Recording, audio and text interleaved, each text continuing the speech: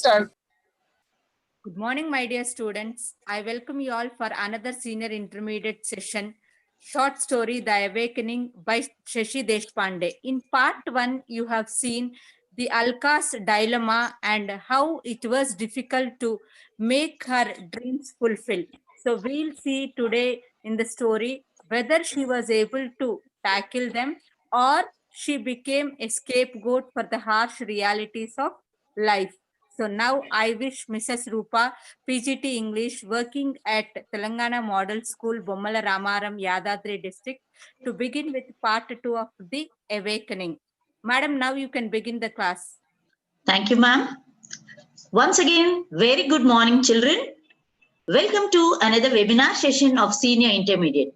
As you already know, we have taken up Module 4, Unit 15, and we were doing the short story, The Awakening. We have done with Part 1, and now we will be doing Part 2 today. So again, let us brush up. We are doing the short story, The Awakening, written by Shashi Deshpande. Now, the characters that we came across yesterday and today also in part 2, we will be coming across these characters. That is the father and the mother and their children. That is the eldest Rekha, the second one Alka, the third child Sirish, and the fourth kid is Shobha. And two more characters we came across was what? Yes, the grandfather referred to as Nana in the story. And one more character we came across was Patkar. So before we get into today's part 2 of this short story, yesterday, where did we leave the story? We came to know that their family was a large family, but they were still living in a single room. They were adjusting because they were in a state of poverty.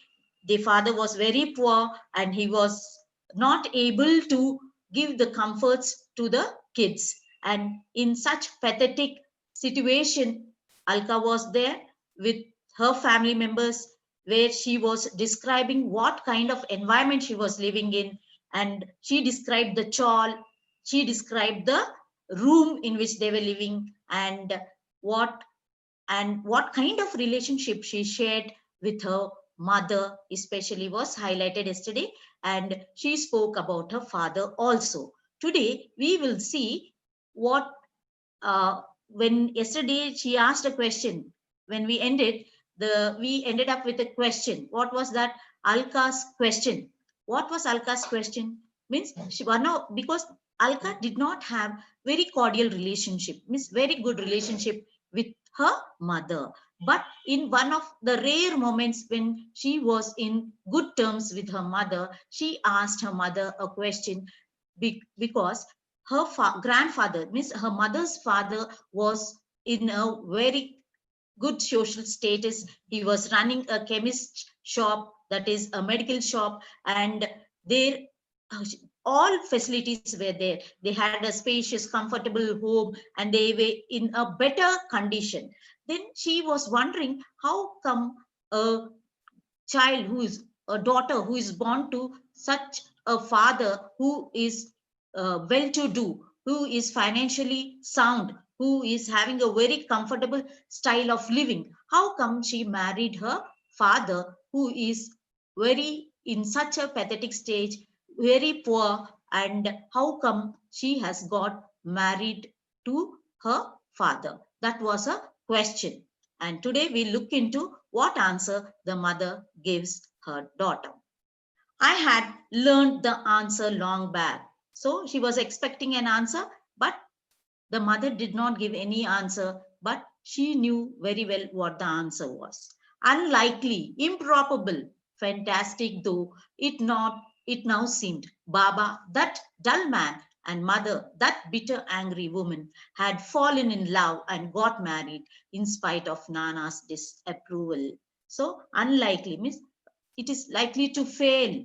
Improbable means not likely to happen, and fantastic though means remote from reality, means which is not very far, it is far away from reality. So it is seeming, it is like that. And what is that she's telling us? She's telling us that she very well know the answer. She put a question to her mother. She didn't get any reply from her mother. Here, why? Because she already knew what the answer was. What was the answer?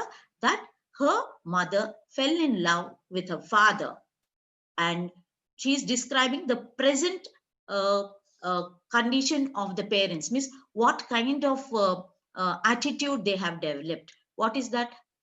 Though they were in love, they got married, and this was a love marriage, but she did not see that kind of love between her father and mother. So she said, but because why? They were in poverty and they had a large family to pull on. So all these financial burdens, not being in a position of running the family comfortably because the salary of her father was very, very less. Yesterday we have seen children.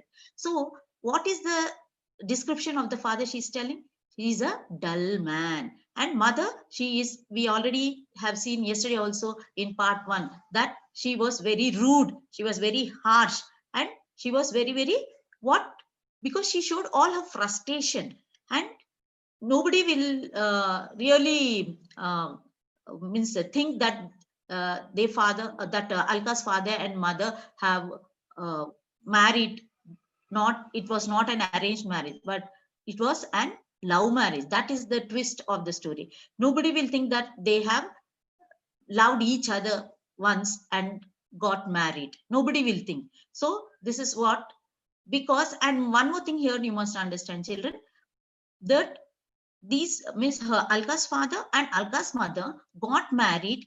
What here it is very clearly mentioned, in spite of Nana's disapproval, means the means Alka's grandfather, that is Alka's mother's dad, that is Nana, he was not in support of their marriage, because he also had dreams of getting his daughter married to a well-settled man who was earning good.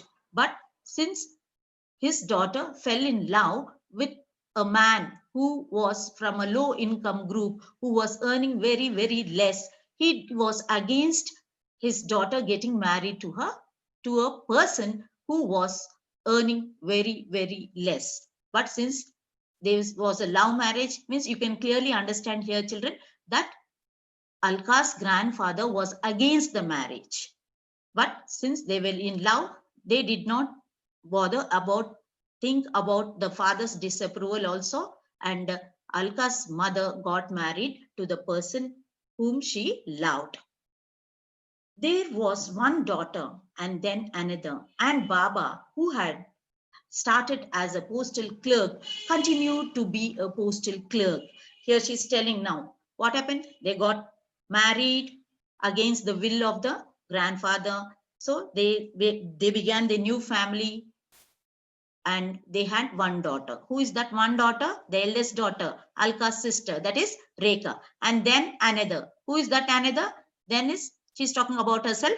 That is, here it is, there is a mention of Alka. Then what, when two kids were born, what he started his life, who started his career? What? Alka's father. What was the post he was holding? He was working as a clerk in a post office. Okay. And when he got married also, that was the same cadre he was in. That was the same position he was in. Means he was a clerk in a post office. And when he when Rekha and Alka were born also, there was no what increase in his position. There was no he remained a clerk only. He did not upgrade himself, or he did not get any promotion, or he did not go to a higher position in his office. He was in the position of the clerk only. But by this time, what? He had two girls. He had two kids. He had two children. That is Rekha and Alka. So the family here, what she's trying to tell is the family members have increased. What? From 2 to 4. But his position as a clerk remained as a clerk. So that means you can clearly understand there was no increase in his salary. What his salary was when he got married to his mother was the same even after he had 2 children. And then when a third child, a son, was born, Nana had relented and took Rekha and me away. So then the third child was born. Who was the third child? Sirish. Okay. Then that time, first in the beginning, Alka's grandfather was against the marriage. But now looking at the pathetic condition of his daughter, having 3 children, and the Alka's father not being in a position to run the family properly because his income was very, very less. And what happened? Nana had relented. Relented here means what? He became little less harsh. Means first he was very stern, that is because his daughter got married against his will. So he did not bother much. But now he himself became soft-hearted, and looking at the poor condition of his daughter, what did he do? He took Rekha and Alka along with him to his house in order to see that at least that will reduce the burden of the family, so that with that small little income that her father was earning, he can look after that one child and his wife. But of course, he had to die, and we had to come back to this hell. So she's telling, poor thing, my grandfather, though he was against the marriage, because seeing at the pathetic condition of a house, that our father was earning very less, and with a small income, he's not in a position to run the family. My grandfather became little kind-hearted. He had a soft corner, and what did he do? He took Rekha and me to his house. But what happened? He did not. What he took them to a comfortable place. He took them to his house so that he is going to reduce the burden of 2 children on Alka's father. But what happened? She's telling, though my grandfather took us with a good intention, but that did not last long. What happened? She again had to come back to hell. In this part 1, we have seen, children, that Alka has compared the Nana's house, that is her grandfather's house, to heaven, because it was very comfortable. Yes, they had many rooms, there was privacy, but they lived, and she compared their little room, that which she referred to as house. And again she said that I should not call it a house, because it is a single room, it's a room, and it is compared to a hell, because there were so many noises. 6 members had to live there. Now, though they went into that heaven, but it was for a very short period. They had to again come back to that one single room. They had to come back to that hell. Who had to come back? Rekha and Alka, both. Why? What happened?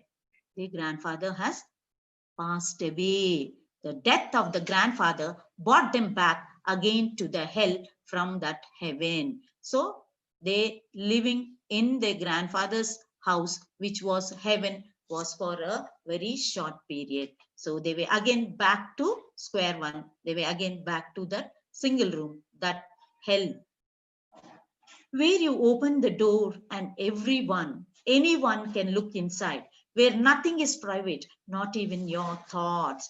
Now she's telling, now I came back to this hell. You know very well about this hell. What is that hell? That single room. What? If you open the door, what? Everything you can see what is happening inside.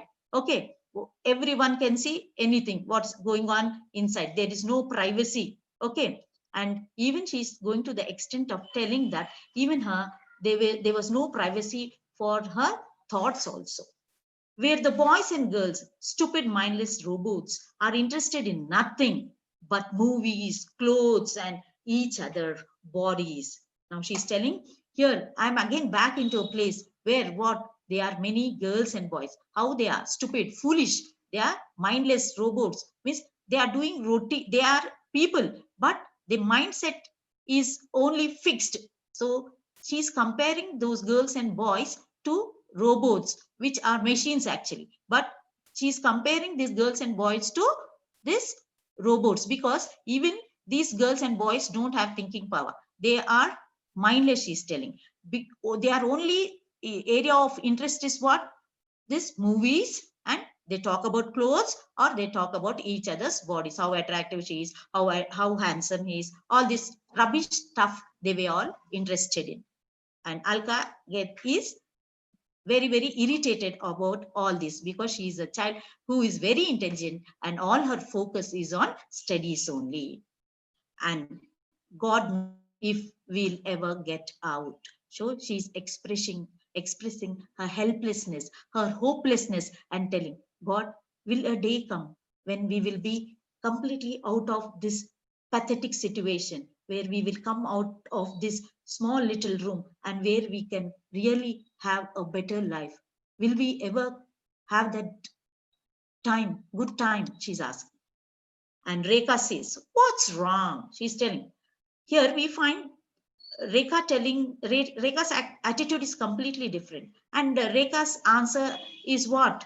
Hey, what's wrong in living here? She says. Because Rekha is such a girl who is completely adapted, who has completely molded herself, and she's very satisfied the way she's living. But our main character, our Alka, is not such kind of girl. She had great dreams. She wanted to study. Okay, so they both, the mindset of the two sisters is completely different. One wants to make life better. Okay. The other one is very happy where she is. You will never get out, Rekha. I had told her pityingly, confident I would get myself. So she's telling her sister, I know you are very happy in this one little room and you are happily adjusted to this chawl. Here you must note one thing, say, children. Both Rekha and Alka were there in heaven. Both Alka and her sister Rekha were in their grandfather's house, and both have again come back to their the chawl. They started living in the single room with the other family members. But here you find there is a vast difference between the outlook of these two sisters.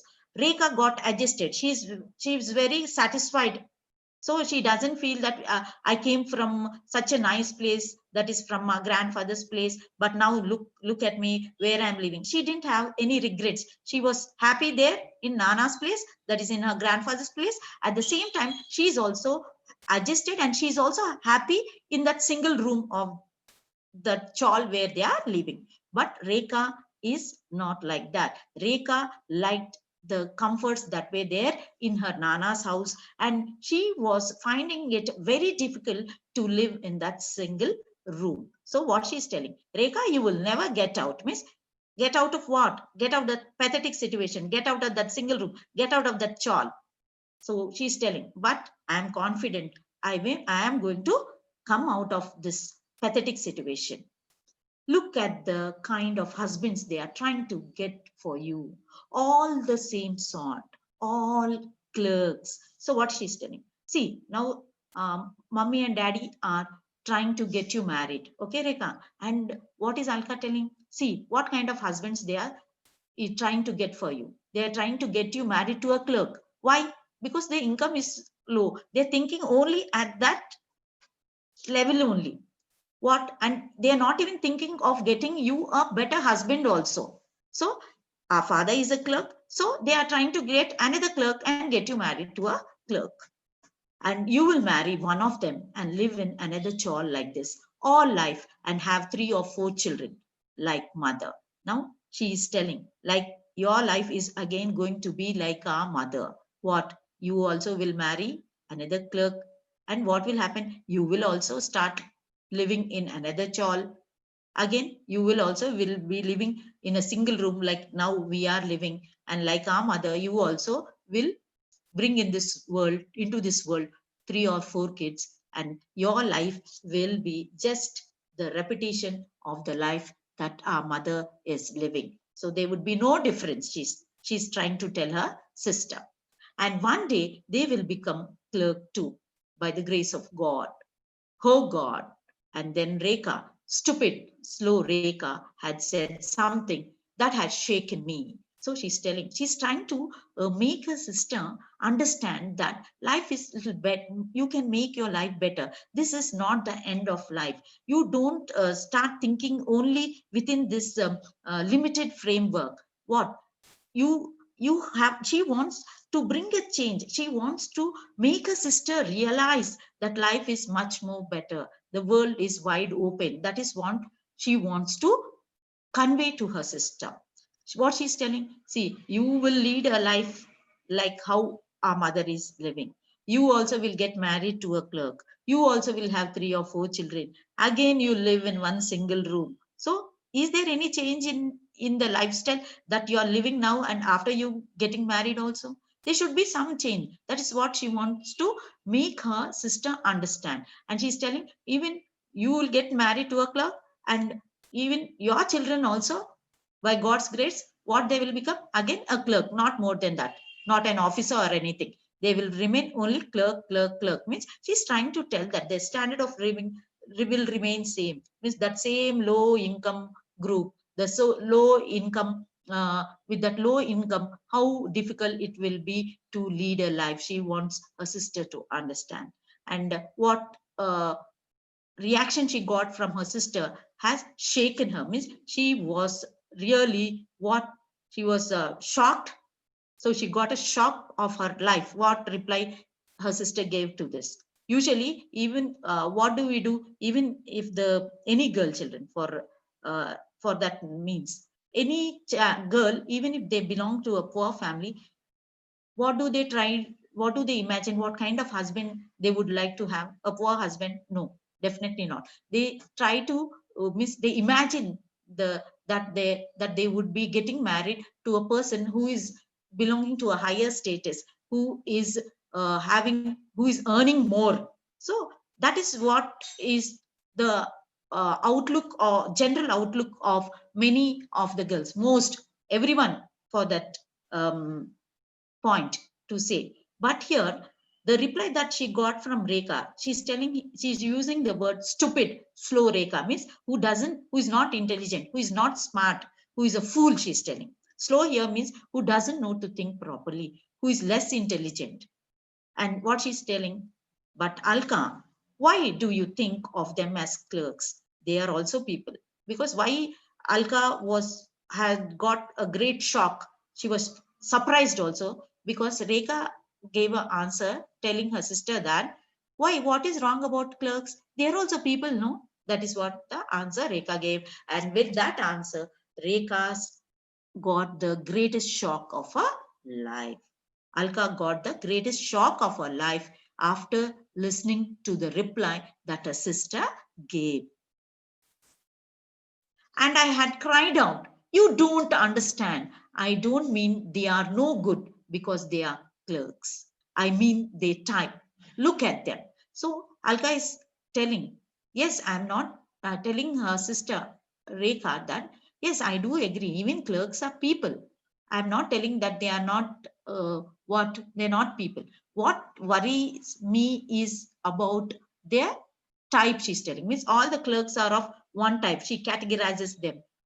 What, how, look at them, how dull they are, how dull they look. A despairing cry because they are clerks. I mean, they type, look at them, how dull they are, how dull they look. So she's telling, I'm not telling that clerks are not people. I don't have a very bad, I'm not against it. But what I'm trying to tell you, Rekha, you try to understand. What is that? They will be earning less. They will have large families to lead because she has already seen a father.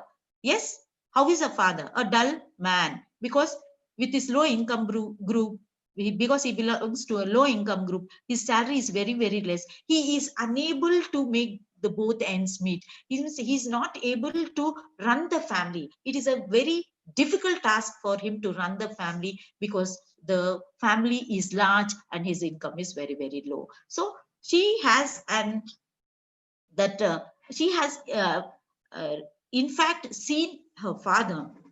So she says that the life of the clerk will be exactly like that. So she was of the opinion that they are never attractive, they are very dull. Because what, a person who is overburdened, who is in a position of not running a family with a low income, how he will be? He will not be happy. He will not look attractive. He will not be concentrating on his looks or hairstyle or his dressing style. His only thing will be how to excuse me.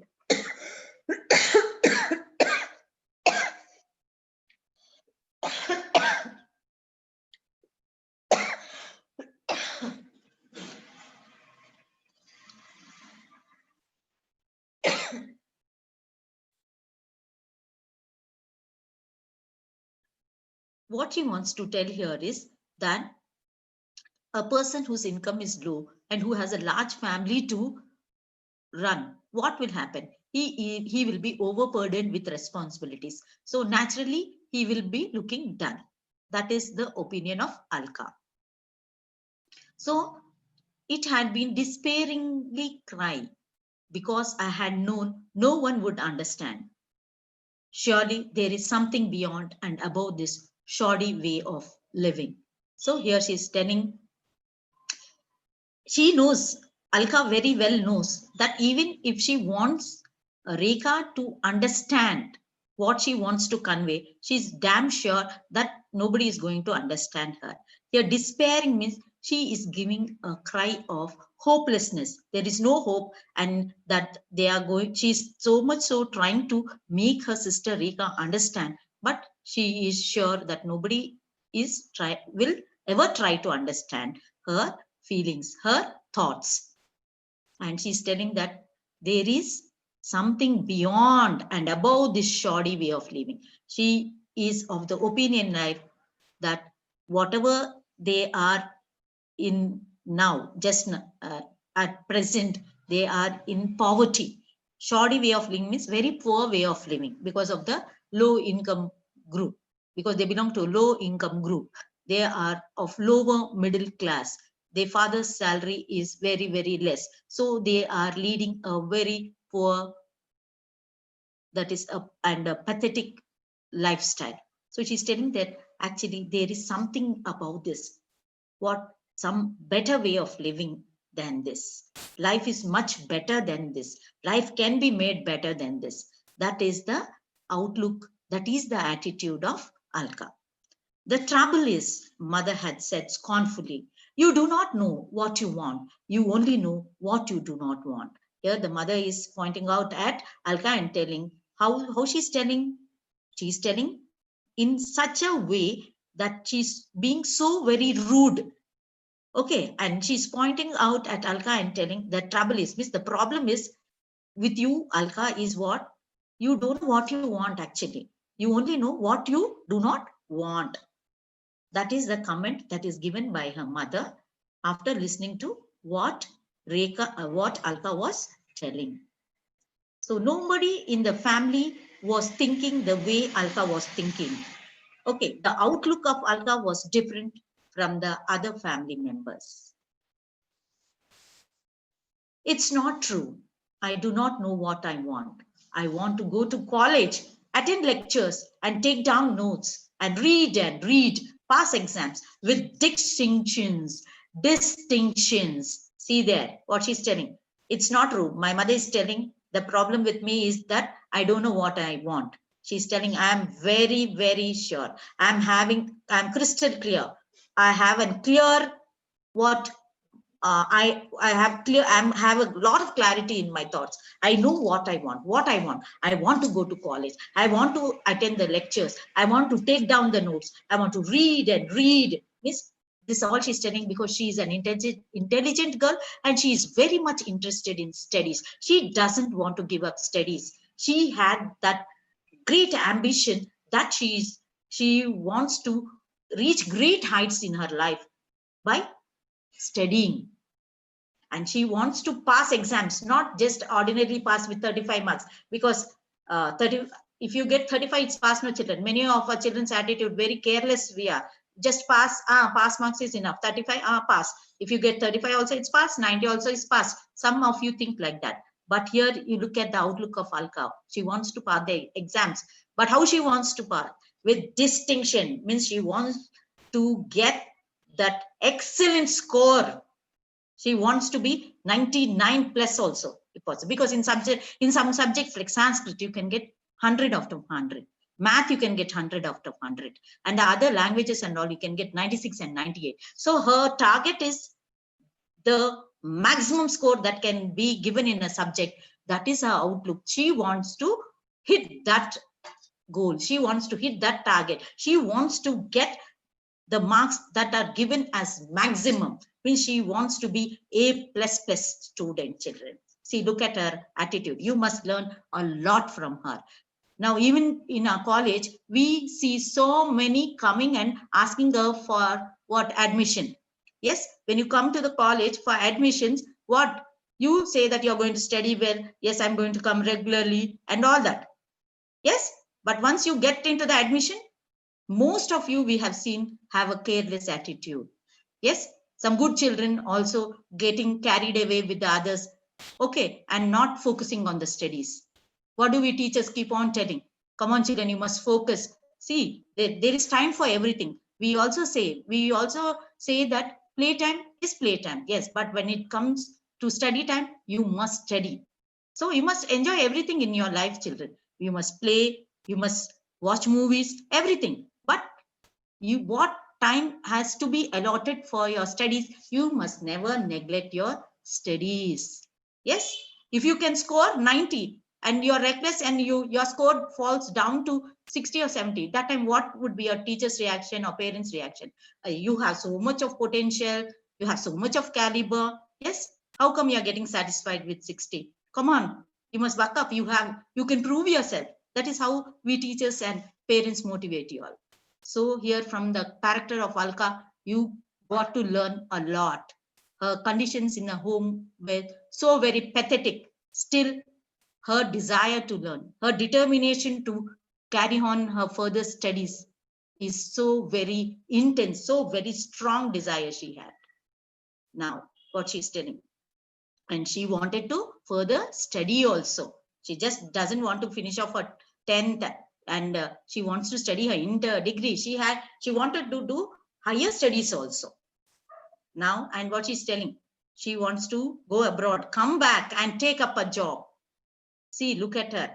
Anybody living in that chawl, one single room, ever imagine what many of you, like Rekha, if people like Rekha are they happily very much though she is in a very comfortable home, leading a very nice life like that she was living with her grandfather, there also she was fine.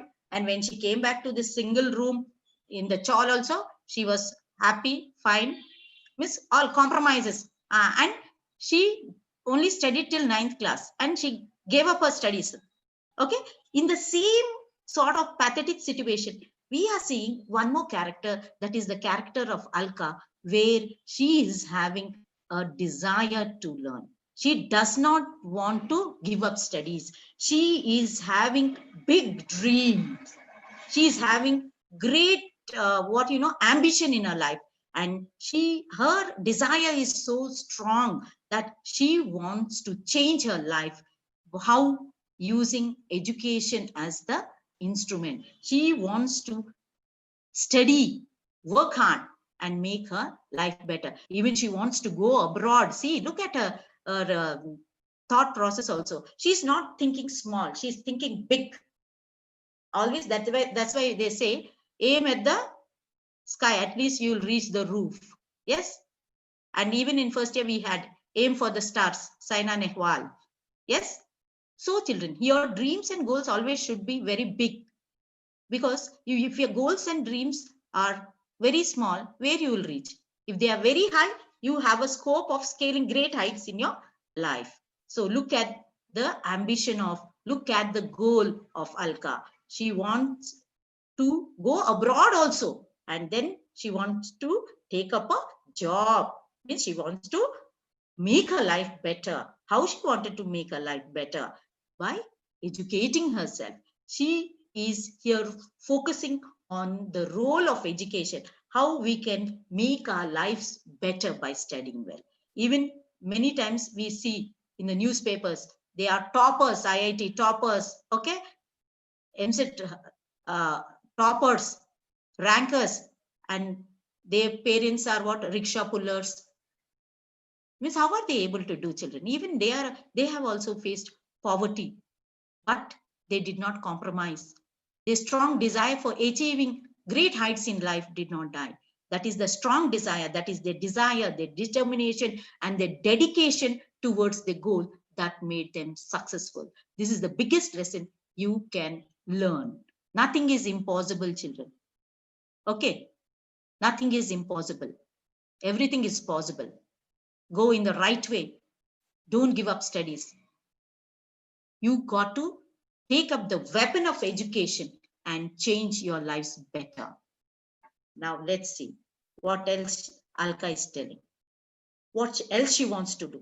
She wants to go abroad. She wants to take up a job and put my hair and wear glasses and crisp iron saris like the girl I see at the bus stop every day. So what? See, every one of us will get motivated. Every one of us, like we see movies. So what, boys, what do you all tend to do? Copy their hairstyle. Yes. Copy their what? Mannerisms and all. Yes. So they here, Alka is also getting motivated. Alka is also getting what? Attracted towards some person. Who is that person? Here, there's a girl whom she is observing every day. Where? At the bus stop. How is that girl? Yes, she is wearing nice, crisp, nice ironed sari. Yes, and she's wearing glasses and she's putting up her hair. So looking at her, Alka wants to become like her. What? Wear nice, nice crisp sari. She also wants to wear glasses, goggles, and put up a hair. Okay. So here she is getting inspired by looking at that girl. How can she get to that state? Through studies. That is what is Alka's opinion. Let's see what happens. Marry. What kind of a man? The face is a blur and never quarrel with only a curtain between us and the children, and live in a house with a room of my own, a house that smells, and have my own clothes, not wear things out of a general pool. Now Alka wants to marry what kind of a person? Here she's telling her opinion. What? Because she always has seen her father and mother, what? A mother always what? Using rude language, very harsh, and her father being a symbol of saint, his own only to avoid conflicts, only to avoid what? Arguments, he remained silent. And she's telling, and how were the kids in the house? They were fighting. Who? Shobha and yes, Sirish. Yes. So she's telling, I don't want to marry such kind of a person. Okay, and lead the same pathetic life. Okay, wherein living in a small room and having just a curtain between what? Where between us means her husband. Here, Alka is talking about the person whom she is going to marry. Here she is referring to her husband and herself and her children, and there is only a curtain in between them. She doesn't want to live in such kind of house. She doesn't want to live in a house that smells, because they are living in a chawl. Already we have seen in part 1 that there is always the stinking smell of the drainage over there. And she's telling, I want to have my own clothes and not wear anything out of general pool, because general pool here means she is like Rekha and Alka were almost all like one or two means little means almost all little with age gap, but they could wear each other's clothes. So that's why here she refers that now I and my sister are sharing the same clothes, but I don't want like that. I want to have my own clothes. She wants to have her own wardrobe with her own clothes. Okay. And here you can see what kind of life Alka is wanting to have. She wants, you can clearly understand here that she wants to marry a well-to-do person. She wants to get married to a person who is of higher income group, who is earning well. How at the same time, she also wants to be a working woman only. Okay, she also wants to earn. And she wants to live in a comfortable house, not in a single room. And she wants to live in a room where there is pleasant smell, not like that of the chawl. Means here she's talking about making her life better with a good house, with all comforts, and have clothes of her own, nothing sharing. Okay. So she wants to make her life better. She wants to come out of that chawl. She wants to come out of that single room. All dreams, but more real than reality itself. Now they were not even dreams, only bubbles like the ones children blow out of soapy water, rainbow colored, ethereally beautiful when they go up in the air. Then in a moment, nothing. Now she's having such big dreams in her life. Now she's telling all her dreams to have a house, to first of all, very big thing is what? To give up her studies. She cannot go to a college. She cannot attend the lectures. She cannot take down the notes. Yes. And she cannot go abroad. She cannot take up a job. She cannot marry a good a person who is very well settled, who is earning very good salary. Okay. And she cannot have a comfortable house. She cannot have a wardrobe filled with her own clothes. She's telling all our only dreams are only dreams for me now. Okay. And she's comparing her dreams to what? The bubbles the children will blow out of the soapy water. No, you take the soap water and you blow air. What will come out of that soapy water? All the bubbles. Okay. How the bubbles are? They are how you can see when the light falls in those bubbles that are coming out of the soap. You can see the rainbow colors in them. They look very beautiful. Yes, they are very delicate. Okay. They are very light also.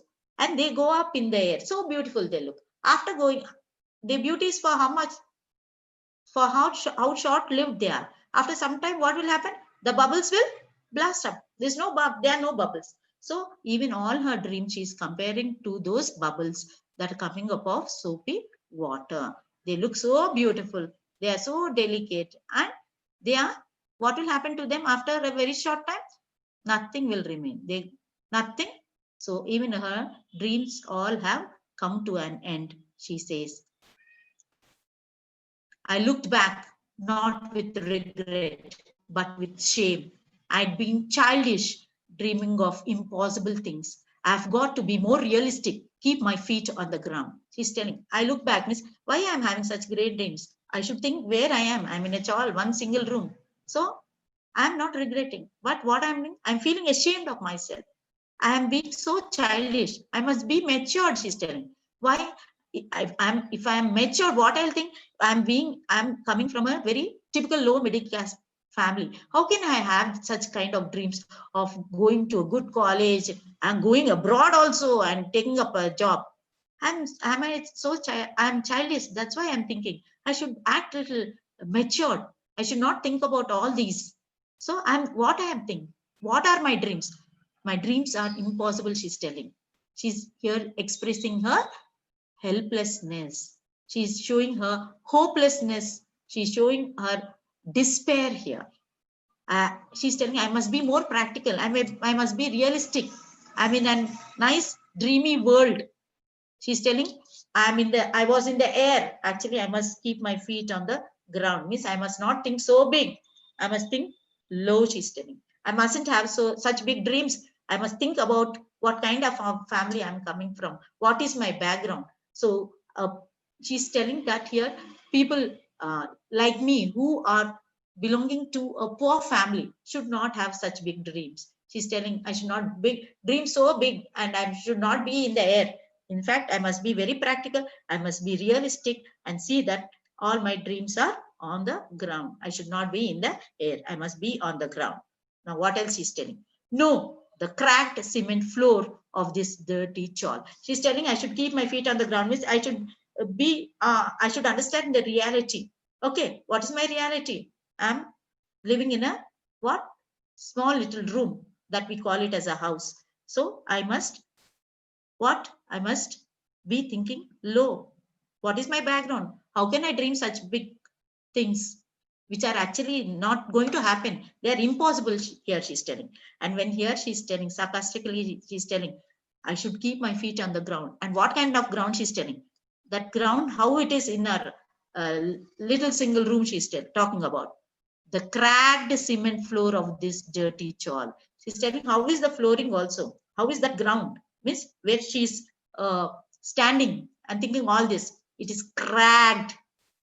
Oh, the cemented floor that is there on the floor, how it is? The flooring is cemented one and it is having cracks. Means it is showing that they belong to such a condition of poverty. Even the rented room they were living in was not in a proper condition. So she's telling that I should know the reality of my life. And what she's telling, I must be practical. How can I have such big dreams? The floor on which I'm standing also is cracked, where I can think of being in air that is have high dreams, she's telling. Where I belong and where trapped forever and ever. She's telling, I cannot get out of this. This is the place where I belong to. What is that? This little room, this dirty chawl only I must live. So where I can dream of getting a big house, comfortable house, beautiful house, wonderful house with rooms, with a lot of privacy. Where? This is where I belong. Where? This dirty chawl, this single room, which is not even having proper cemented floor. And she's telling, I'm trapped here. I cannot get out of it. Okay, I cannot get out of it. She is expressing her helplessness here. I will be a typist now. I will never be like the girl at the bus stop. In any case, how could I have been like her? With my dark complexion, my long nose, and my flat figure. Here she's telling, now what I'm going to become? I'm going to become a typist, because that was the proposal that her father gave. That she had to take up the job of a typist. So she's telling, my life is one. I have to give up studies. I cannot go to the college. I have to stop my studies after completing my 10th class. And what I have to take up a job. What kind of a job? A typist job. And how can I dream? How can I be like the girl who is at the bus stop wearing what? Nice crispy iron saree and wearing goggles. Okay. How can I be like her? Okay. She's telling, I cannot be like her. Why? My condition is like that. And moreover, what? She's commenting on her own color, that is her complexion is color of her skin. It's dark. I'm dark. And how ugly I am. I have a long nose and I have a flat figure. Okay. So I'm not attractive. How can I ever think of being like the girl at the bus stop? I often looked at myself in the mirror, in stealth, of course, willing myself to look like the girl at the bus stop. But the face that looked back, sullen and dark, was Alka's and no one else. So here she's telling, whenever I look into the mirror, what? Very in secrecy also I look. I become very cautious. What? I cannot become like the girl at the bus stop. She's looking at a reflection in the mirror and she is talking to herself. What she's telling? I cannot be like the girl at the bus stop. See how ugly I am. How can I compare with her? I can never be back. See, look at my face, how it is. So dull and so dark. Miss, the girl at the bus stop was very fair. She had nice sharp features. Okay, she was looking attractive. So here she's telling, in this mirror, who is there? Who is there? Alka herself, who is so ugly. That is her feeling. Alka with better brains than all the family put together. Alka who was to become a typist. Here, Alka was such a brainy girl we have seen in the part 1. Now here, Alka is such a brainy girl that such an intelligent girl that all the people in their family, even if you look at their intelligence altogether, is not at all equal to the intelligence of Alka. So Alka is very highly intelligent girl in the family. But what is happening to her now? Such intelligent girl having very high dreams now has to take up the job of a typist. I can't force you, Alka. I know that. But jobs like these are hard to get. It's Parker's goodwill that has given us this chance. He knows how hard pressed I am, especially since Shirish fell ill. I wish I would send you to college, but I could feel the pit yawning in front of me. Just a week more for my results, and then. So here there's a proposal that the father bought, and he's telling the proposal was what? To take up the job of a typist. And the father is telling, Alka, I will not force you. Means I'll not pressurize you that you have to take up this job. But you remember one thing. What? In the beginning also he told, you keep in mind, you bear in mind the pathetic condition of a family, he told her before she took her decision. Now again, what is he telling? To get the job of a typist is not that easy, he's telling her. Okay. But jobs like these are hard to get. Why he's telling that? Because this is nowadays it's not very easy to get a job. So, but you are being very lucky. You are given the post of a typist, he's telling. Okay. And he's telling what more? The father is telling it is because of Parker's goodwill, because he had given us this chance. It was so kind of him. He has thought, he has looked into the pathetic conditions of a family, and he has done us a favor. He has offered us a typist job. So he's telling Parker very well knows how hard pressed I am. Alka's father is telling, means how much of burden I am taking, how much of stress I am taking to run this family. This Parker knows very well. That's why he has given you the job of a typist. He's trying to make his daughter Alka understand. And he's what else he's telling? And moreover, Sirish is ill, no, because he's suffering with what? Polio. So he knows about the family background, our family background, Alka. That's why Parker has given you a chance to work as a typist. And the father at the same time is telling her, he's at one side, he's telling her to take up the job. He's trying to explain her. Again, he's telling what? I'm not forcing you. But at the same time, he is making her realize about the harsh realities of his family. And he's telling that even I want you to go to college, but I'm not in a position to send you to a college. And when would her results come? Because she wrote her 10th exams, SSC exams, and she's telling that just in a week's time she would be getting her results. And here before she got the results of a 10th standard, because everyone was confident, because she was a brainy girl, she was an intelligent girl, and Parker also gave her a job. He did a favor by giving Alka the job of a typist. But Alka was feeling that the typist job was too less for her, because she had great dreams of further studying, going abroad and taking up a job. And in front of her dream, this job of typist is nothing. Now let's see what happens.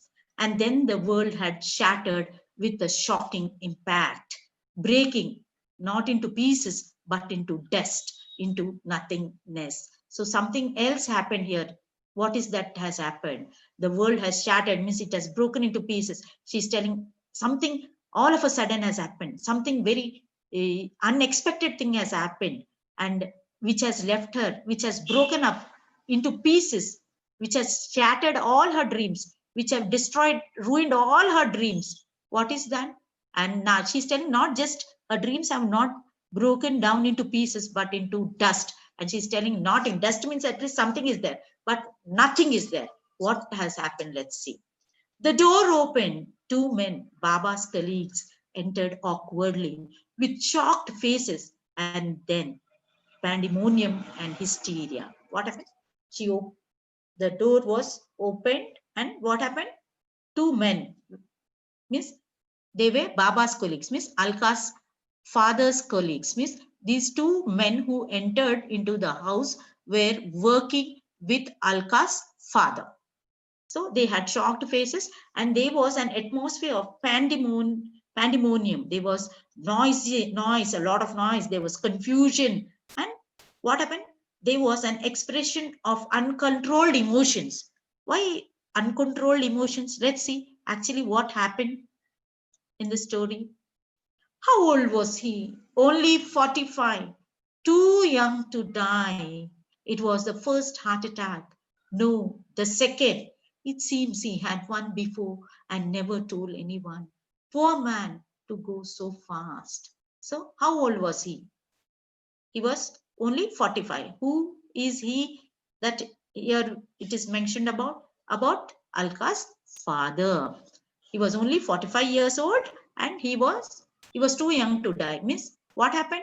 Why there was so much of confusion, so much of noise, so much of emotional outburst? That why all this was happening? Alka's father has passed away. The death of Alka's father had brought great shock. Had the death of a father shattered her dreams, ruined all her dreams, and her dreams were broken down into pieces, into dust, and she compared even into nothingness. At least dust means something is there. But now, because her father died, now there is no chance. She has to take up the job of the typist because no other go. The earning person, the bread earner of the family, though he was earning very less, now he also passed away. Now, will Alka be in a position to refuse the proposal? Will she be able to give up the job of the typist? Definitely not. And she's telling, see, he died of what? First, of heart attack. And they thought that it was the first heart attack that he had. But they came to know that it was the second time. And when he had an heart attack for the first time, he did not inform anybody in her family. Nobody knew. Neither Alka nor the rest of the family members knew that their father had an heart stroke before also. She's telling, poor man, so fast he died. Means he died at a very early age of 45. Yes or no, children? Alka was finishing just 10th, and even Rekha also was not married also. All his responsibilities were still yet to be completed, but he died. 45 is a very early age for any person to go. What about the family? Isn't there anyone for them? So little. 3 girls to get married and the boy. How sad. How irresponsible to have a large family in such circumstances. Means their father's dead body was brought home, and here the people, those who come along, they were talking about what about the family? This man too has passed away. Now they were thinking about the family. What about the family? He has a very large family. Now what? And what is that? He's having 3 girls to get married. And that boy, how sad. Why they're telling how sad about the boy? Because he's having polio. See how irresponsible. Means they're telling about this person nicely he died. Now what about this children? About his, look at his family. Poor thing. They are in a pathetic condition. And he's irresponsible, they're telling the people, those who came to have a look at the person who died. Who is that? Alka's father. The people were talking what came to their mind. How irresponsible to have a large family in such circumstances, they said. Means being a postal clerk, how can he have so many children? Such a big family he is having. Now he died, and at the age of 45 only he died. Now what about the family? How they are going to live? That is what the people, those who came there at that moment, were talking about. Baba, what happened to my Baba? Hush, Shobha, don't cry like that, or you will start mother all over again. So the baby, what is happening? What happened to Baba? What happened to him? He's lying there dead. And they're telling, Shobha, don't cry. Why? Because the father passed away, the children were crying, the family members were crying, everyone was crying, wife was crying, Shobha was crying, Rekha was crying, Sirish was crying. So everybody was crying. So what they're telling the people, Shobha, don't cry, because if you start crying, what will happen? Mother was already crying because her husband passed away. What her wife will do? She was crying. What now? If somebody's now, the people are trying to console Shobha and tell Shobha, I know your father passed away, but please don't cry, because if you cry, what will happen? Your mother will again start crying. Means she was crying and crying, and she was quiet for some time. And now, if you cry, Shobha, what will happen? Your mother will again start crying. So better, Shobha, you keep quiet. They were telling the people, and they were consoling even Sirish also. Sirish, let me do that for you. Thank God, Alka's taking up a job. Imagine he was thinking of sending her to college. So the people were talking, Ma, thank God, this large family. He died at the age of 45, very early, and he's having what? Such a big family to what? Now who will look after? He's having so little income, and see how big family is having, 3 children. That is 3 girls to get married, 3 girls, and plus one boy, and that boy is also having polio. How they are going to live now after this man has passed away? They were thinking and telling, and they were telling, Amma, God did one good thing. What? Parker gave a job to Alka, and now how Alka will take up the job, and now that is a good thing. Now Alka will start earning money, and she will take care of her family. Now, who's they are talking about? Alka's father. Poor fellow, he was thinking that he would send Alka to a college, but now that will not happen. Now Alka has to take up the job, and no other no other choice. Now no other thought also. Now what is Alka left with? She has to take up the job. That's it. A failure, I thought, a failure. He couldn't even struggle with death. That's a feeling. Who is a failure? She's telling that her father is a big failure. Even in his life, he couldn't do much. Yes. And she's telling even he couldn't struggle with death. There also means he failed before death. The heart attack he couldn't struggle and fight for life. There also he is a big failure. He could not withstand the heart stroke. He gave up there also. He is a big failure. He could not struggle with death also. What? He failed there also. He couldn't struggle for his life. He's a big failure. He died. Just went out meekly. He lived and he died a failure. What's left? So he's a very calm going man, meekly, in a quiet, gentle, submissive manner. So he went out so quietly, so calmly, very, very submissively. And what she's telling, he lived a life. What's the use? He lived his life as a big failure. He achieved nothing, and he died also as a failure only. What is left now with us? Nothing. Only duties incomplete, responsibilities badly shouldered, and empty tears. What he's telling. What did he leave? What did he leave us with? Nothing. What responsibilities are there? He just left his responsibilities. He was not able to fulfill his duties as a father, as a husband properly, and he died. Now what he left for us? Nothing. What he left? Responsibilities are left, and that responsibilities now have fallen on the shoulders of Alka. Means she has to take the burden of the family. There was no pity in me for him. So everybody in the family was having a soft corner. They were crying that their father has passed away. But even the wife was crying. Alka's mother was crying. Rekha was crying. Shobha was crying. Sirish was crying. But Alka had no reaction at all. She remained emotionless because she had all bitter feelings about her father, because he did nothing and he only left responsibilities. And what? That burden of a father has now fallen on the shoulders of Alka. Only contempt. Means a feeling. She had a feeling that her father is worthless, is of no value. God, let me not live like that. She's telling what kind of a life my father lived. Oh God, for heaven's sake, I don't want to live like that, she's telling. What? My father lived a life having achieved nothing. My father did not achieve anything. Having been nothing, he has been a worthless person. He did not achieve anything in his life. Oh God, I also don't want to live like him.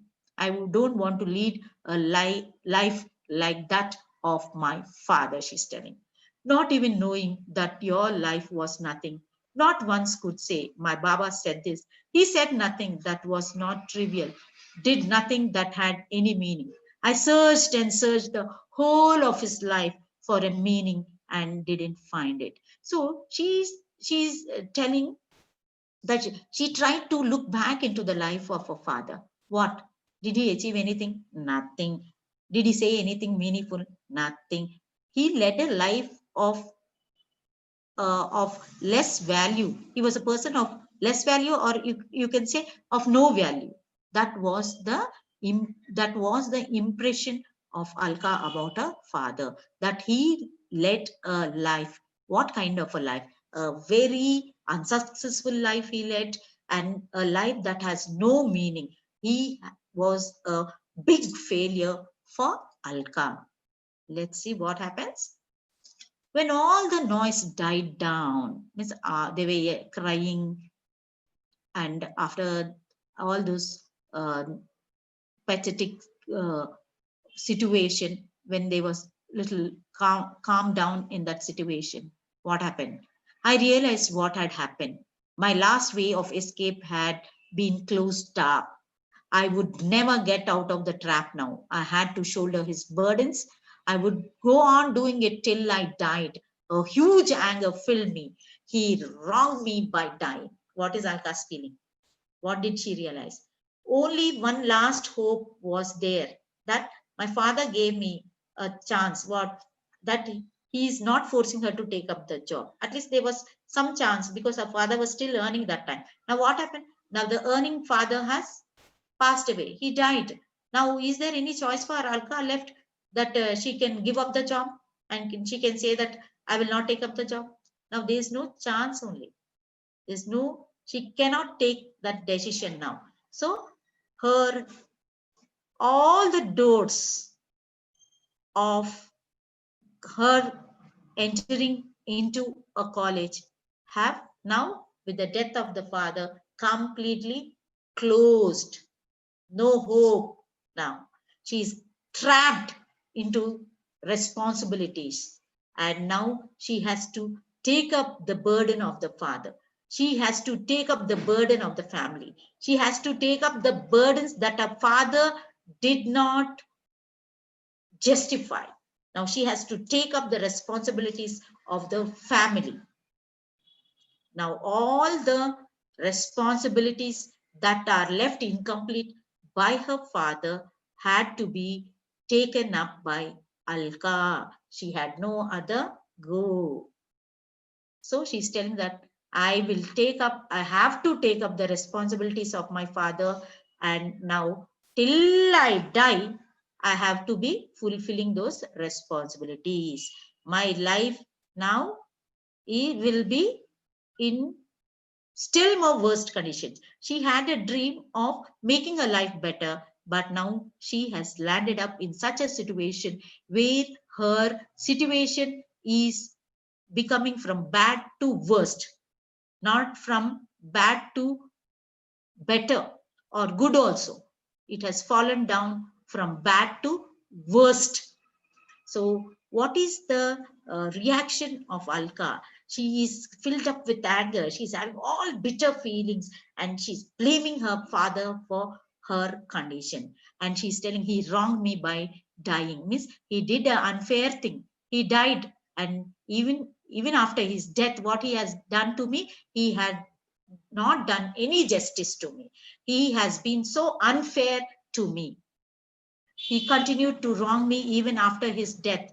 Now, not only by dying, even before after his death also, what she's telling, he wronged me. He did injustice to me. Why? Because she wants to study. Now, she cannot take up her studies because she has to take up the responsibilities of her father. She has to take up the job of the typist. There was no help for me. So no help she can get from anywhere. Grandfather, no more, who tried to help them. Now father is also no more. He also died. Now she is in a condition where we saw there was a dilemma whether she has to take up the job or go to the college. At least there was a dilemma, there was a chance for her till now. Now, with the death of the father, there was no dilemma, no choice. She had to take up the job of a typist. No help coming from anywhere. There are no fairy godmothers and rich uncles in real lives. In real lives, what in movies we see no children. If somebody is poor, or what will happen? A rich man will come. Okay, they'll take them. They'll take care of them. Or in even if in their family, if there is an uncle, means any side, father side or mother side, if their brothers are there, those uncles will take care of them. They will help them in getting higher education or so. Now, Alka is not having such uncles who are rich, those who can take care of her, those who can send her to a college, those who can help her to make her dreams come true. And she's talking about fairy godmothers. Though these characters we find, these are imaginary characters we find, who with the magic wand can change a poor girl like Alka into a princess. Okay, means here nothing magic thing will not happen. A miracle will not happen. Something will magical will not happen. And she's telling all these things will happen in what? In movies, uh, and they will not happen in real life. Having rich uncles or fairy godmothers coming and changing your life. Nobody can change my life because I don't have any what rich uncles who can help me out of this pathetic situation, and I can't even expect any fairy godmother coming and what turning a magic wand and what changing my pathetic condition and making me pursue my dreams or making me realize my dreams. Not even a god. She's telling not about rich uncles, not about even what fairy godmothers coming and changing my life. Even God cannot change. And it makes me laugh when people talk about God. See what kind of situation I am. I have a strong desire. I'm so determined to pursue my studies. I want to do my higher studies and I want to go abroad. I want to take up a job. How strong my desire is, how determined I am. I am so much so what having so much strong passion in me for studies. But what is happening? Even God cannot help me. She's making fun of God also. People talk so greatly about God that God can do miracles. Nothing is happening in my life. Nothing is happening. How childish. A benign, bearded figure up there who looks after all of us. All nonsense. There's no God, only us. She said, nobody is there to help us out. Nobody. Not even God who can do miracles can help us. All they say, yes, what? That God is so kind. Benign means kind. He has a bearded figure. When we imagine of God, everybody has their own perception of God, whichever God you believe. So here she is talking about a God who is very kind, who is having a bearded figure, and she's telling who will be very kind, yes, and he can do miracles. But all this is rubbish, nonsense. There's no God, only us, she's telling. Because nobody is there to change a situation. There is nobody who can come and make their lives better. That is what Alka's bitter feelings are. It was a month later that I came upon the battered briefcase I had seen him carry to work every day of his life. I had wondered, what's there in it, Baba, for you? You go to work, come back, eat, sleep, wake, and go to work again. So all these bitter feelings happened. Her father passed away, and it was a month afterwards that Alka saw a battered briefcase of her father. Battered means which is worn out, which is damaged to children. And this little briefcase, which is damaged and worn out, he was carrying it to his office every day. And she wondered what could have been there in that briefcase. So she saw her father every day going to work with that briefcase, coming back home, what? Eating, sleeping, waking up, again going to work. So this was his routine. Every single day, this was the thing he used to do. Now I had to hide the briefcase from mother because just it was only a month that her father passed away. Now that was the briefcase of her father, and now she had to hide because they lived in a small single room, no privacy, and she didn't want her mother to again get reminded of her father and again feel low and cry. So now what she's doing is it. Even now, that stolid, sullen woman would break down into the most shaming, heartbreaking hysteria. She's telling, even after so much of things happening, okay, the opinion about her mother remains the same. She uses only those negative words for her mother. She had what now? Even now, that stolid, sullen woman, she's telling, that dull woman who shows very little of emotions, she's telling. Now, if she sees me with this briefcase, what will be happening to her? She'll be outpouring her emotions. Okay. And because she'll be reminded of her father, though she was always speaking very rudely to her husband because he has passed away, if she sees Alka carrying the briefcase of her father, that dull lady who has no emotions, who is so rude, will also start crying. Okay. I had never seen her smile at him, never heard her speak a soft word to him, and yet I could hear her moaning into her pillow every night. I couldn't understand. Alka is telling, when I saw my Baba and my mother, their relationship, I I have never seen that they were loving and caring with each other. She's telling, I have never seen my mother giving a smile at least at my father. She's telling, never my mother spoke one soft word. She always spoke very rudely, except for Sirish.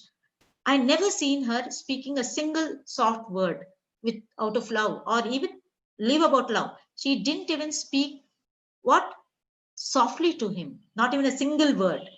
But what did she observe? Alka observed that I don't understand such a lady every day when she was sleeping. What she was doing, she was mourning, means she was expressing her mental stress. She was feeling the loss of her husband. Her emotions were out. She was outpouring them when she was lying on the pillow. She was moaning into her pillow, means she was making a long, low sound expressing her mental suffering. She was expressing her feeling for the loss of her husband. So she's telling, I cannot understand this reaction of my mother. When he was alive, she never spoke softly to him. She never even smiled at him. But every night after he has passed away, I find my mother, what is she doing? She is crying. Okay. She is having emotional outburst every night. I don't understand.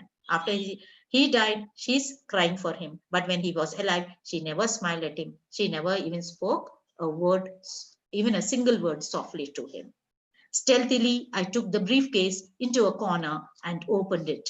His lunchbox, all cleaned up, the newspaper neatly folded, his glasses, the aspirins he carried around for his frequent headaches. So, stealthily means very secretly, because she didn't want her mother to see what she was doing with the briefcase of her father. So, in that one single room, what?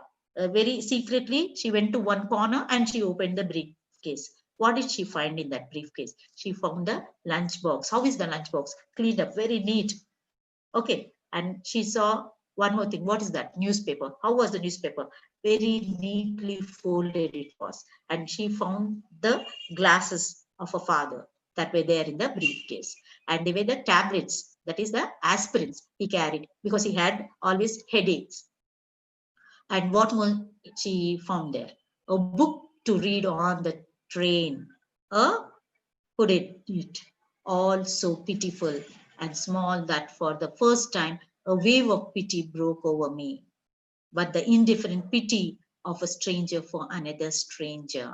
So she found a book. Okay, what is here? What kind of book he was carrying? A murder mystery. The book was about a murder mystery book he was carrying, and so that he could read. Here we come to know that Alka's father was traveling by train and going to his office. So when he was traveling, he used to read the murder mystery book, and she's now feeling pity for her father. Okay, little soft corner when she took out all these things that belong to her father. But what kind of pity? It is not a pity that a daughter shows for her father.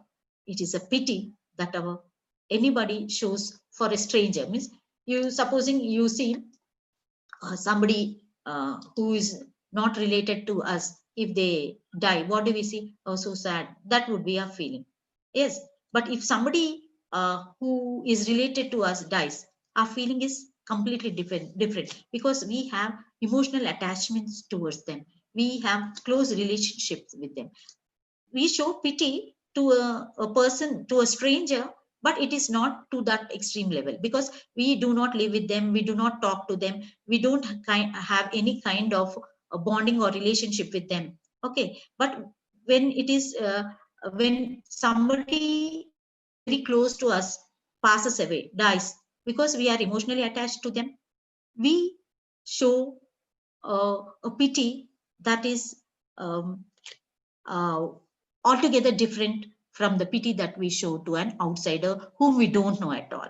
But here, Alka also showed pity towards her father, but that pity was not the pity that a daughter was showing to her father. It was a pity that a daughter was showing to a stranger, because she had all bitter feelings about her father. She had a lot of negativity about her father. She considered her father to be a valueless person. She had told that her father was a big failure who had thrown all his responsibility on her. So she had all negative opinion about her father.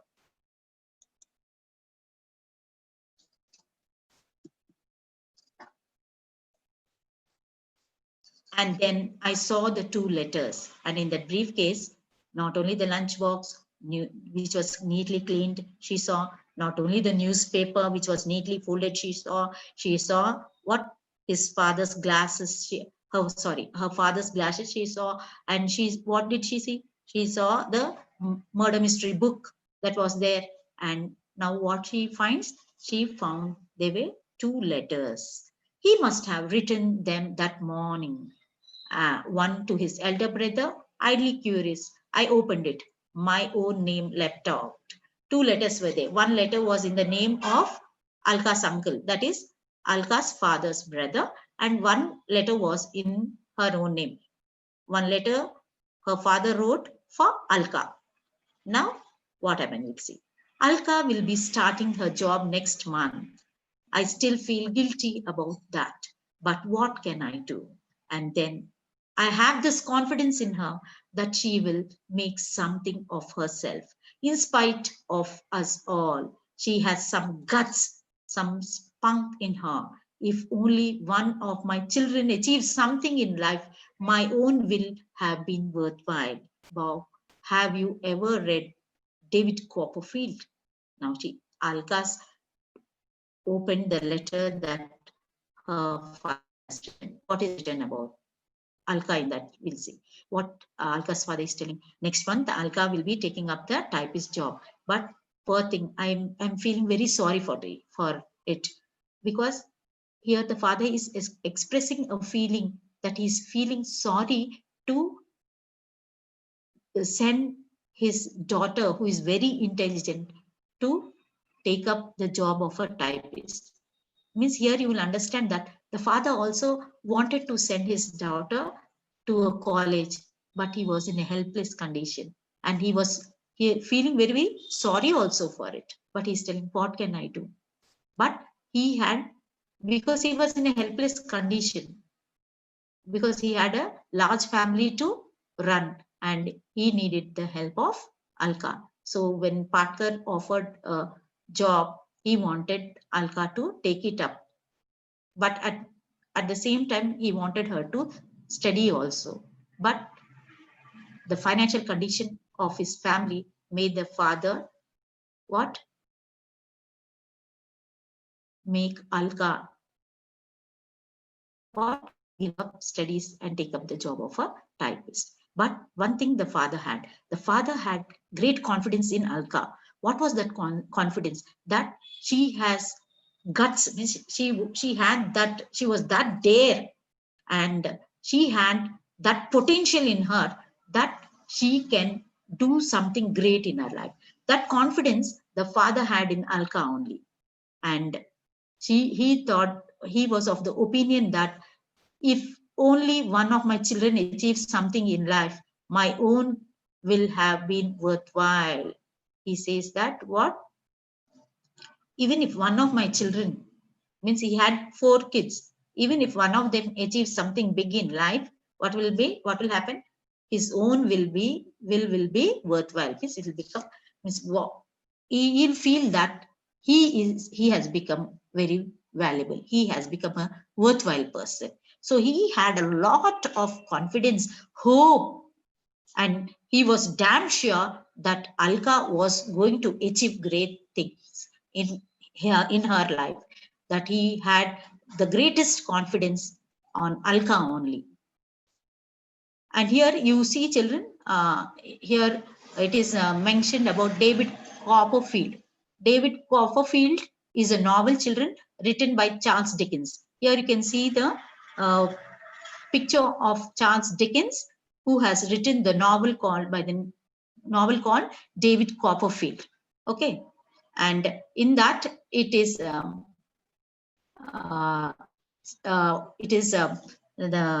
this particular dialogue that I have read. If only one of my children achieves something in life, my own will have been worthwhile, is a dialogue that is taken up from the novel David Copperfield, written by Charles Dickens, whom you can see here on the slide.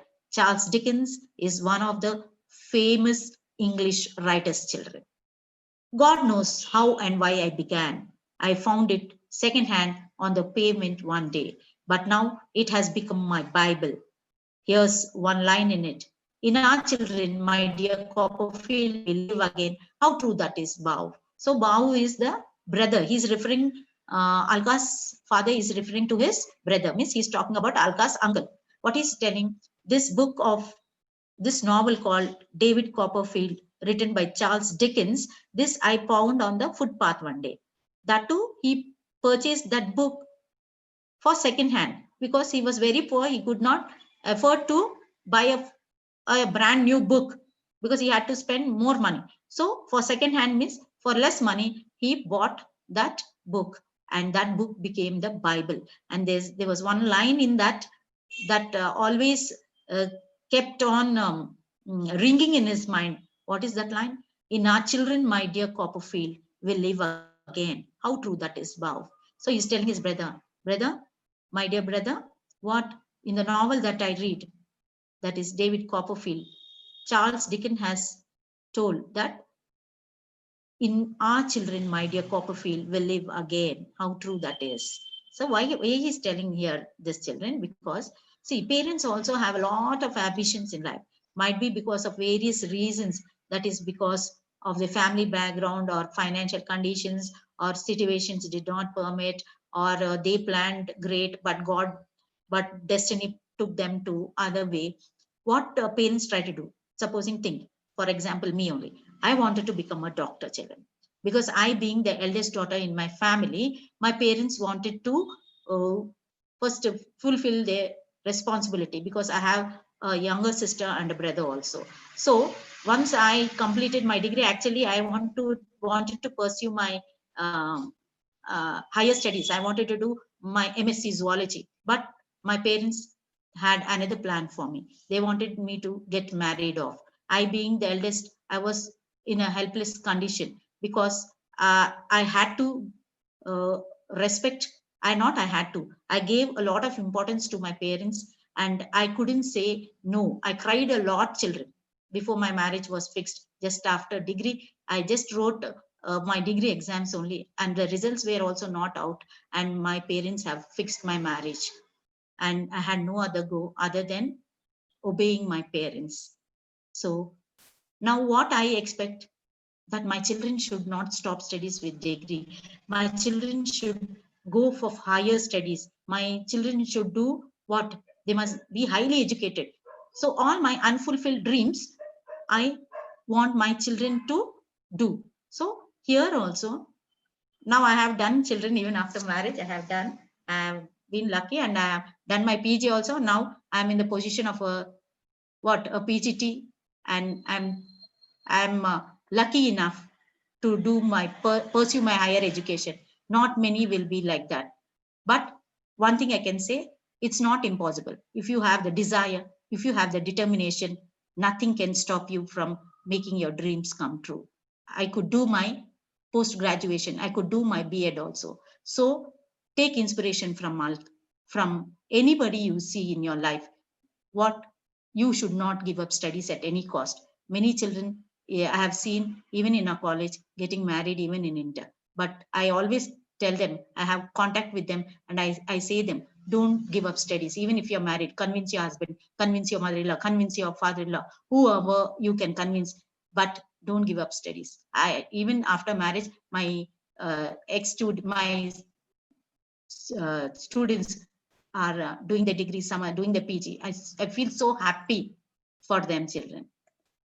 So let's get back here. What is Alka's father telling? In our children, my dear Copperfield, will live again. So whatever dreams, aspirations the parents have, they, even if they find that they are not in a position to make their dreams come true, if their children are able to reach great heights in their life, the parents feel happy, and they say that in my children have achieved it, so it is my achievement. That is the outlook of the parents' children. So the same feeling here also Alka's father is expressing about Alka and telling it to his brother. Alka, what are you crying for? Alka, stop it, please. Don't. If mother sees you, Alka, don't be a baby. So now who started crying? Alka. Even when she saw the dead body of her father also, she did not show any emotions. Rest of the family members were crying. Those who came to see her father also were crying. But what was the reaction of Alka? Alka showed no emotion. She did not even shed even a single tear. But what happened when she opened the briefcase of her father? It was an eye opener for her. She came to know what were her feelings, what were her father's feelings for her. She had a wrong opinion about her father, and now what happened? She realized what really her father felt about her. She did not know till that time that her father had confidence in her, that she was going to achieve great things in life, that she did not know that her father would make his dreams come true through Alka. She did not know all these feelings that her father had for her. So even when she opened the briefcase, she was feeling little, she had felt little, she has become soft cornered, she had become soft hearted, and she had pity also. But that pity was that pity that she had for a stranger. But when she read the letter, that letter completely changed her attitude towards her father. That she came to know that Alka had an wrong opinion about her father. Alka came to know that her father also wanted her to pursue further studies. But even though, because of the pathetic condition, the father still had the great confidence that Alka was going to do big things in her life, that she was going to achieve great things in life in spite of the pathetic situations they were in. Now, what was the reaction of Alka? Alka started crying.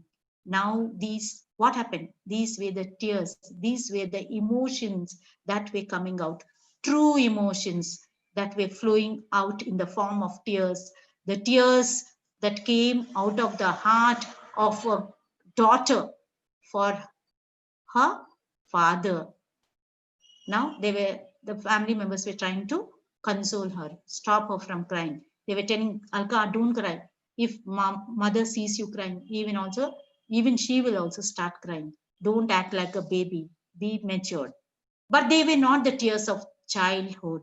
They were the first tears of adulthood, bitter, salty, and painful. Now, what were the tears? The tears that were rolling down from her eyes. They were not the tears of immature Alka, because now Alka became matured after reading the letter. What she came, it was an eye opener. She came to know the reality. She came to know the real feelings that her father had. And she was feeling sorry. She described her father as a failure, a fool, a blind fool. So she is repenting for what she's telling. She's feeling sorry for that wrong opinion she had about her father, for those rude, harsh words that she used for her father. And now those tears were not of a child who had just passed 10th. Those were the tears that were coming out of greater understanding. Means she had become matured now. She realized the reality. And now the tears were rolling down her cheeks, and the tears were of maturity. And how were those tears? Bitter, salty, and painful, because she used all such bitter, harsh words towards her father. But the letter was a big eye opener to her. The letter made her realize the truth.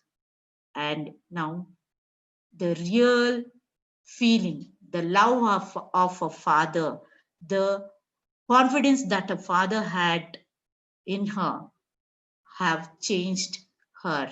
And now that tears rolled down the cheek, she understood what her father really was at the end after reading the letter. Now, children, I hope you understood through the story of Alka what is the role of a father, what really he feels, even in spite of the pathetic condition he was living in. He also wanted his child to pursue higher education, but financial conditions, how they left the father in an helpless condition. At the same time, a girl having high dreams who wanted to make her life better, that too by studying hard. By pursuing higher education, how she wanted to change her life, and how she had to take up the responsibility of a father and give up studies, we have seen in this story. The relationships, the hard realities we have come across. At any given point of time, one big thing you must understand, children, parents are, though they are harsh at times, they scold you or they are being rude to you, but you understand one thing, there is beneath that, there is an underlying love. Anything they say harshly or rudely, that also means for your good only. This you must understand. And one more thing you must understand is, whatever pathetic situations you all are in, even you may, many children even in our college, I have seen they go to work. Really, it is very a thing to be appreciated, children. At such a young age, you take up jobs. Yes, you do earn money while studying only, and you support your family. It is a great thing. You need to be appreciated. But one more thing I want you all to do, children, don't give up studies. Yes, you need to You have no other choice. You need to support them. You need to work hard for them.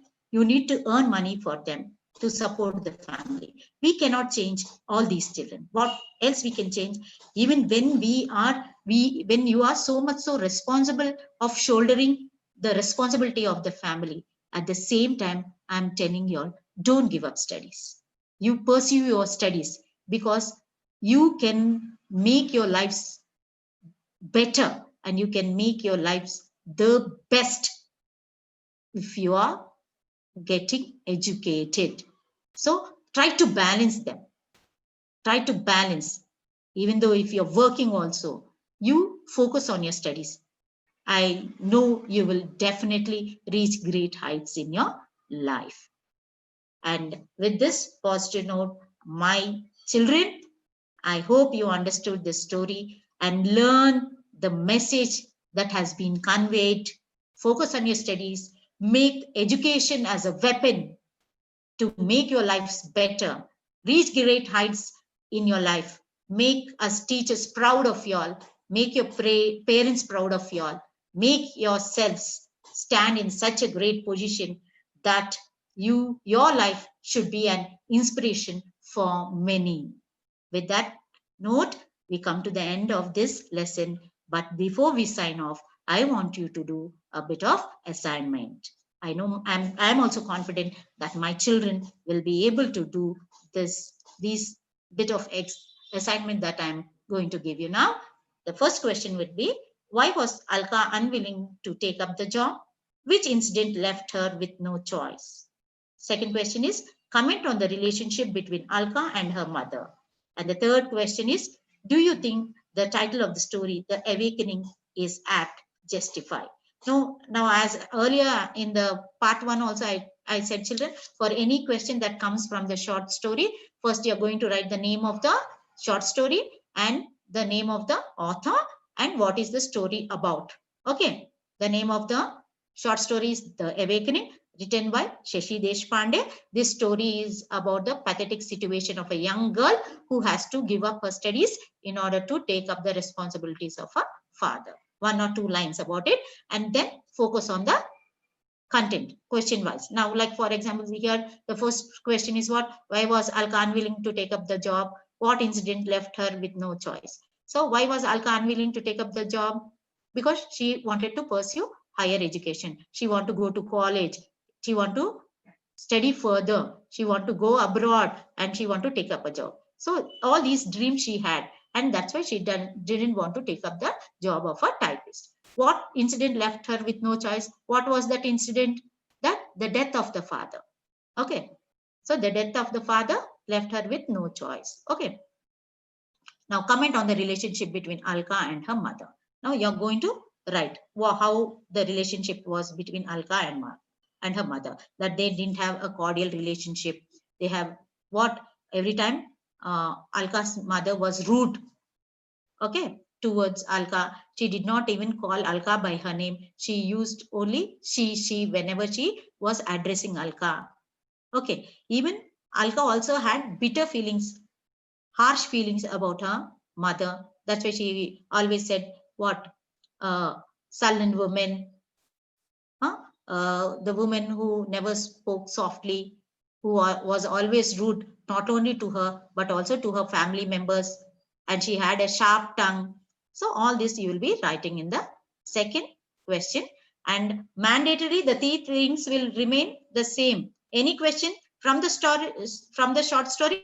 First, you are going to write the name of the short story, then the name of the author, what is the lesson about in 1 line, and then write.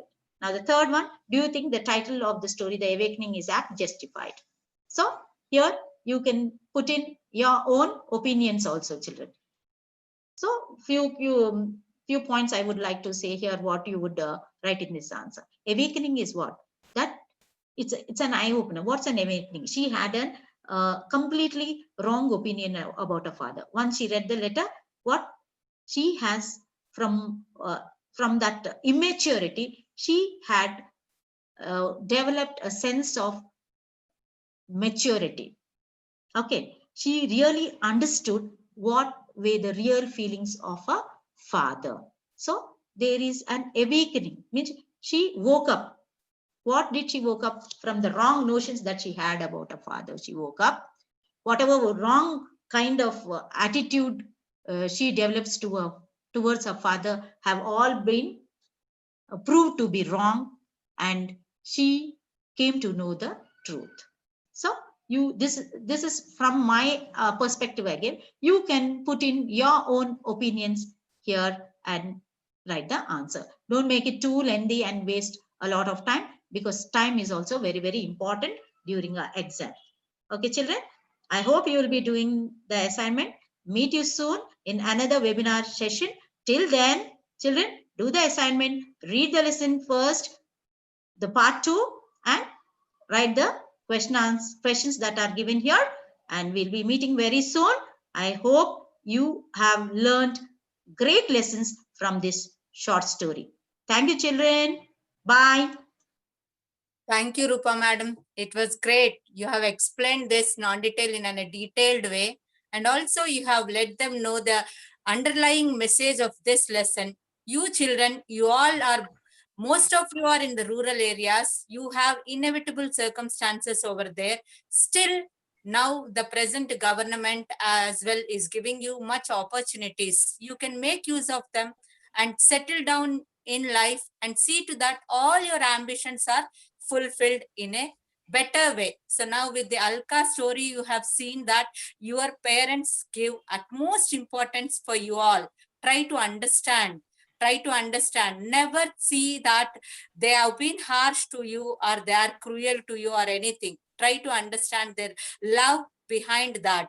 So I hope you children, you will understand and you will settle down. All the best to all the students. Thank you, madam. Thank you, ma'am.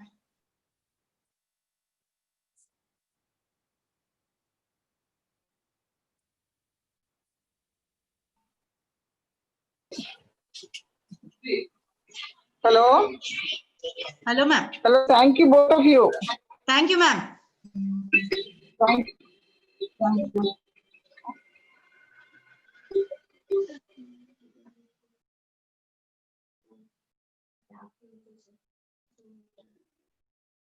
Take